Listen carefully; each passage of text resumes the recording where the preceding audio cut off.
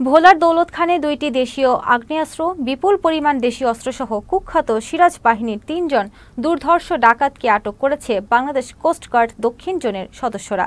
বুধবার যৌথ অভিযানে দৌলতখান উপজেলার ৫ নং দক্ষিণ জয়নগর ইউনিয়নের খায়েরহাট বাজার সংলগ্ন ব্যাপারীর বাড়ি তল্লাশি করে কুখ্যাত ডাকাত মোহাম্মদ আনোয়ার হোসেন, মোহাম্মদ সোহেল এবং মোহাম্মদ হাসানকে আটক করা হয়।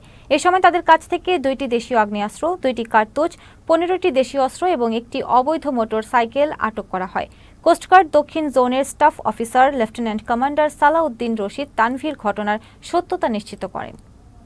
আজ বুধবার রাত ১২টা ৩০ হতে সকাল ৫টা ৩০ পর্যন্ত গোপন সংবাদের ভিত্তিতে বাংলাদেশ কোস্টগার্ড দক্ষিণ জোন একটি বিশেষ অভিযান পরিচালনা করা হয়।